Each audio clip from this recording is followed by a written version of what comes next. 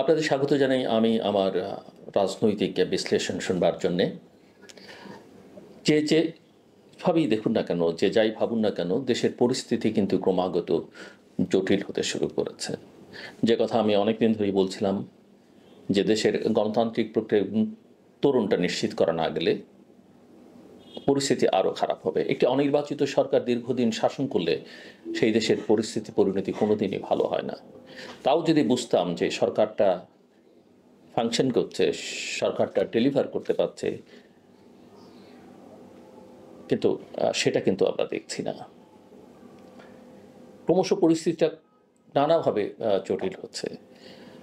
আমরা যখন এই পরিস্থিতি বলি যে বাংলাদেশ এক অন্ধকার জগতে প্রবেশ করছে, বাংলাদেশের উপর দিয়ে যে কোনো সময় যে কোনো ধরনের দুর্যোগ দুর্বিপাক আসতে পারে এই রাজনৈতিক পরিস্থিতির কারণে, অনেকেই সেটা নিয়ে উল্টোপাল্টা মন্তব্য করেন বা ট্রল করেন।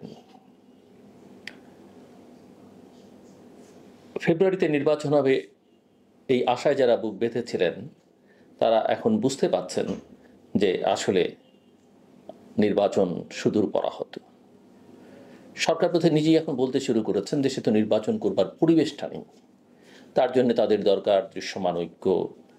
আর ওই যে এক ভূত, অদৃশ্য ভূতের বয়ান, এই সব পতিতরা বিশৃঙ্খলা সৃষ্টি করবার চেষ্টা করছে, ষড়যন্ত্র করছে। এই ষড়যন্ত্রের ভূত আমাদেরকে আওয়ামী লীগ 15-16 বছর দেখিয়েছে। এই বিএনপি জামাত, কিছু হলেই বিএনপি জামাত, কিছু হলেই বিএনপি জামাত। আওয়ামী লীগ আসলে এবং এর থেকে অন্যান্য রাজনৈতিক দলেরও শিক্ষা নেওয়া উচিত। আমি যদিও মনে করি যে কোনো রাজনৈতিক দলের রাজনীতি নিষিদ্ধ করা উচিত নয়, কোনো রাজনৈতিক দলকে নির্বাচন থেকে দূরে রাখা উচিত নয়, তবে প্রতিটি অপরাধীর, সেটা যে দলেরই হোক না কেন, অবশ্যই পতিত সরকারের তারা 15 বছরে যা করেছে, আরও বিশেষ করে জুলাই আগস্টের 36 দিনে যা করেছে, তার জন্যে তাদের কঠিন শাস্তি দরকার।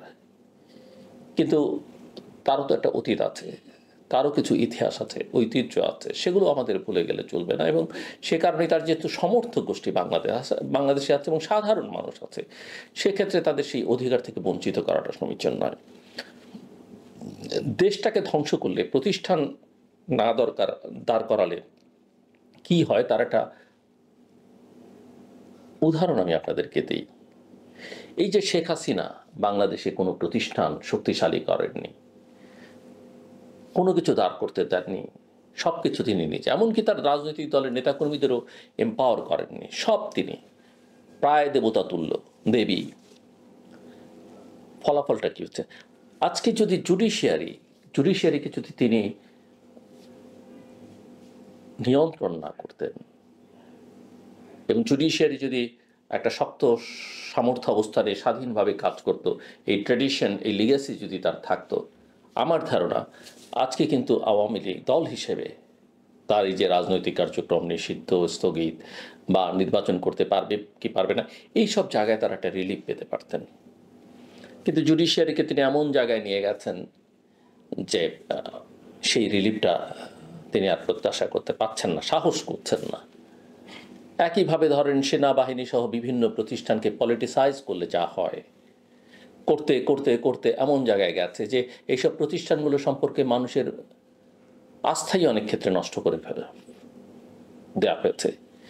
শেষ পর্যন্ত এই অগাস্টের 3 তারিখ থেকে জেনারেল ওয়াকার এবং সশস্ত্র বাহিনীর সদস্যরা যদি ভূমিকা না রাখতেন, তাহলে কি হতো? দেশে একটা রক্ত গঙ্গা বইত এবং একটা বিশেষ পরিস্থিতি তারা ঘুরে দাঁড়িয়েছেন। আর না হলে কি বলতে পারি আমরা যে এই প্রতিষ্ঠানগুলো আসলে শেখ হাসিনার বাইরে গিয়ে কাজ করতে পেরেছেন, কিংবা বিএনপির সময় কি বিএনপির বাইরে গিয়ে কাজ করতে পেরেছিল? সেই অর্থে পারেনি। কিন্তু দেশে এত সব প্রতিষ্ঠানের মধ্যে সেনাবাহিনী বা সশস্ত্র বাহিনী, তারা কিন্তু এখনো প্রতিষ্ঠান হিসেবে টিকে আছে, এবং টিকে আছে বলেই 2006 সেনাবাহিনী বিএনপির পক্ষে দাঁড়ায়নি, 2024 সেনাবাহিনী শেখ হাসিনার পক্ষে দাঁড়ায়নি, 1990-তে সেনাবাহিনী জেনারেল এরশাদের পক্ষে দাঁড়ায়নি। তারপরেও তাদের নিয়ে এই প্রতিষ্ঠান নিয়ে সমালোচনা আছে। এই প্রতিষ্ঠানকে প্রতিষ্ঠান হিসেবে দাঁড়াতে দেয়া হয়নি, অনেক ক্ষেত্রে পলিটিসাইজেশন হয়েছে। আর অন্য সব প্রতিষ্ঠান, সেটা আপনি সব তো ধ্বংস করে ফেলা হয়েছে। সো প্রতিষ্ঠানগুলো থাকলে কিন্তু এই রাজনৈতিক নেতারা, রাজনীতি দল, সাধারণ মানুষ সবাই কিন্তু এক ধরনের রিলিফ পায়, যে কোনো সমস্যা থেকে মুক্তি পায়।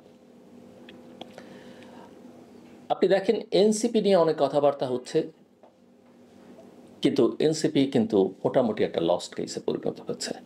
এর দায় আমি যতটা না এনসিপির তার চাইতে দেব এনসিপির পেছনে থাকা এবং উপদেষ্টা পরিষদে থাকা, এমনকি সরকার প্রধান নিজেও তাদেরকে যেভাবে ডিরেইল করেছেন তাদের সম্ভাবনাকে, তার দায় তাদের।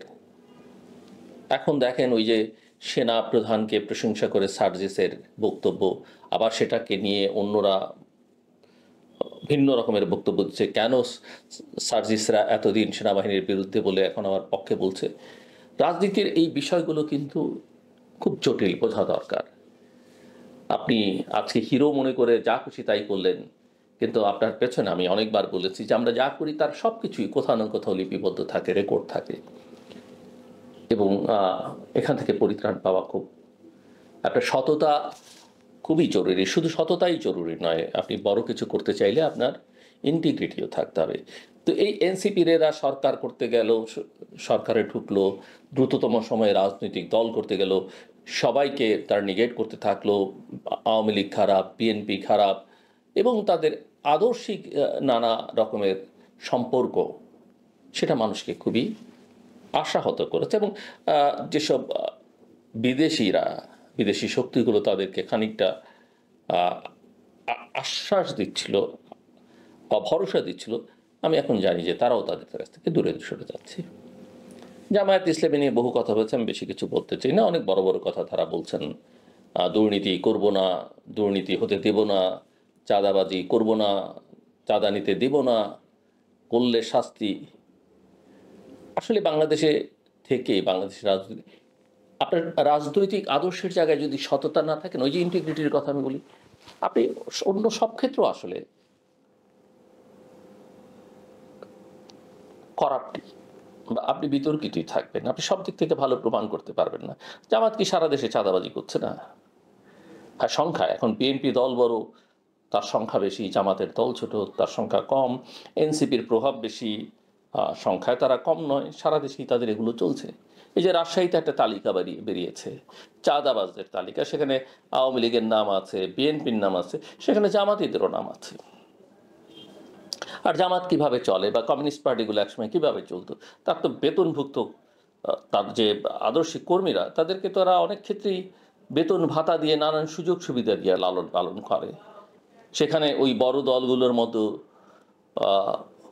নেতাকর্মীদের সঙ্গে তাদের যে পার্থক্যটা, সুযোগ সুবিধা, সেটাও কিন্তু বিবেচ্য বিষয়। ব্যবসা বাণিজ্য নানাভাবে তাদেরকে যেভাবে সহায়তা করা হয়, দল থেকে করা হয়। সো সব মিলিয়ে, এবং দেখেন এই যে ঐকমত্য কমিশন, আমি শুনলাম গতকালকেই যে তারা ফাইনাল করে ফেলেছেন, পাঠিয়ে দেবেন আজকের মধ্যে রাজনৈতিক দলগুলোর কাছে, এবং দ্রুত। আমি শিওর এই বিষয়ে সিদ্ধান্ত নিতে রাজনৈতিক দলগুলোর যথেষ্ট সময় লাগবে। এবং আজকের বৈঠক থেকে বিএনপি ওয়াক আউট করেছে, যদি আবার পরে তারা ফেরত গেছে। অনেক বিষয় এখন পর্যন্ত ঐকমত্য প্রতিষ্ঠা করা যায়নি। এবং যেটা বোঝা যাচ্ছে যে অগাস্টের এই দিনগুলো, সামনের দিনগুলো খুব একটা মসৃণ বাংলাদেশের জন্য, বাংলাদেশের জনগণের জন্য হবে না। এবং তার জন্যই যেটা আমি এখন দেখেন, ওই যে কত রকমের জটিলতার মধ্যে বাংলাদেশ প্রবেশ করছে। এই যে শুল্ক নিয়ে কথা হচ্ছে মার্কিন যুক্তরাষ্ট্রের সঙ্গে, নেগোসিয়েশন হচ্ছে, যাদেরকে নিয়ে নেগোসিয়েশন করলে আগে সুবিধা পাওয়া যেত, বোঝা যেত, সেগুলো করে টোরেন না করে টোরে ওই উপদেষ্টার সরকারি কর্মকর্তারা নেগোশিয়েট করতে গেলেন। এখন শেষের দিকে যখন আমরা নানা মহল থেকে বলতে শুরু করলাম এবং বাস্তবতা হচ্ছে যে কোনো কিছু এগুচ্ছে না, তখন তারা ব্যবসায়ীদের নিয়ে যাচ্ছেন। সময় কিন্তু নাই, 1 তারিখে কিন্তু এটা শুরু হবে। এরই মধ্যে অনেক রকমের কথা দিতে হচ্ছে, কি পরিমাণ ওই যে ট্রেড গ্যাপ কমাবার জন্য কি পরিমাণ গম আপনাকে যুক্তরাষ্ট্র থেকে আমদানি করতে হবে। আপনি এখন 25টা বোয়িং কিনবেন। হ্যাঁ, আগের সরকার মোটামুটি 14টা কেনার অঙ্গীকার করেছিল, এখন সেটাকে আপনি 25-এ নিয়ে যাচ্ছেন। এখন এত অর্থ, এত বাস্তবতা আছে কি না, আর আপনি কি কেবলমাত্র চাপে পড়ে সেটা করছেন কিনা, সেটাও কিন্তু দেখবার বিষয়। আমার বোয়িং দরকার হলে, বোয়িং কেনার সামর্থ্য থাকলে বোয়িং কেনায় আমার আপত্তি নেই। গম আমাদের দরকার, গম আপনি যুক্তরাষ্ট্র থেকে আমরা বহু বছর আনি, তাতেও আপত্তি নেই।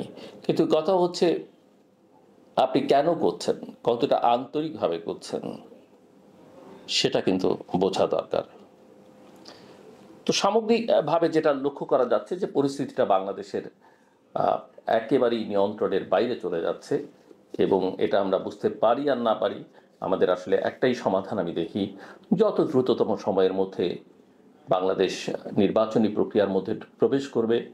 যদি আমি মনে করি এই সরকারের পক্ষে নির্বাচন করা সম্ভব না, তারা নির্বাচনের তারিখ দিল, শেষ পর্যন্ত শুরু করতে পারলেও শেষ করতে পারবে বলে আমার মনে হয় না। সরকারের নিরপেক্ষতা এবং সক্ষমতা দুটোই প্রশ্নবিদ্ধ। তারপরও যে কোনোভাবেই হোক এটা অবাধ, সুষ্ঠু, গ্রহণযোগ্য, অংশগ্রহণমূলক নির্বাচন আমাদের জরুরি, অন্তর্ভুক্তিমূলক নির্বাচন, এবং সেটা যত দ্রুত করা যায়, যেই প্রক্রিয়া করা যায়, মূলত জাতীয় ঐকমত্যটা এই জন্য দরকার। আমার কথা শুনবার জন্য অসংখ্য ধন্যবাদ। আপনাদের সবার জন্য শুভকামনা।